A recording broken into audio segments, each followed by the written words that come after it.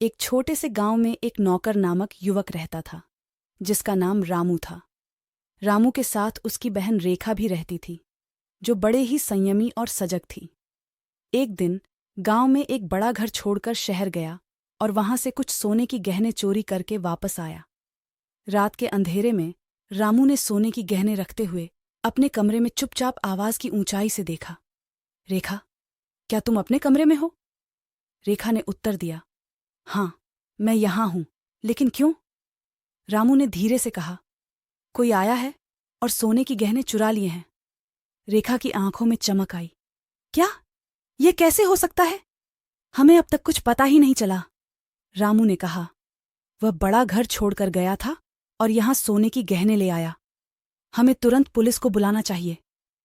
रेखा ने अपनी बहन के साथ पुलिस को बुलाया और सभी गांव वाले एकत्र हो गए। पुलिस ने तुरंत जांच की और बच्चों की मदद से चोर को पकड़ लिया। चोर को पकड़ते हुए उसने कहा, मैं इसे छोड़ दूंगा, लेकिन मुझे गांव छोड़ना होगा। पुलिस ने उसे छोड़ दिया, लेकिन गांव छोड़ने से पहले उसका नाम और पता जाना। वह चोर था और उसका नाम गोपाल था। गांव में शांति वापस आ गई, लेकिन रामू और रेखा के दिल में एक बड़ा सवाल बाकी रह गया। क्या गोपाल सिर्फ एक चोर था या और कुछ भी?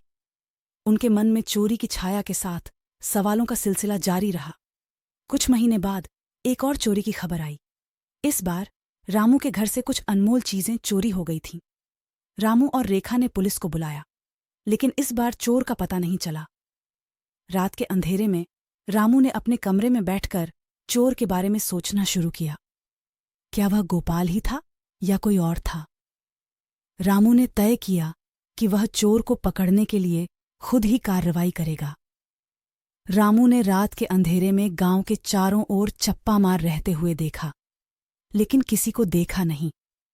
तभी उसने एक आवाज सुनी, जो किसी के घर से आ रही थी।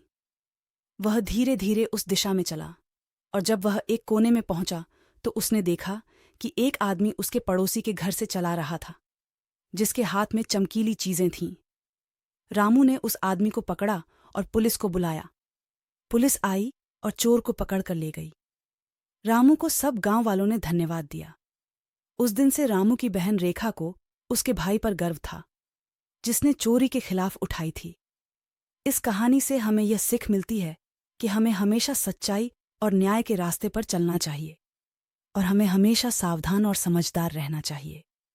चोरी करने वालों की चालाकी का सामना करने के लिए हमें समर्थ होना चाहिए और उन्हें न्यायालय में ले जाना चाहिए। रामू की साहसिकता और सावधानी ने उसे और उसके गांव को बचा लिया, और उसके साथ उसकी बहन रेखा की साहसिकता ने उसे और उसके परिवार को गर्वित किया।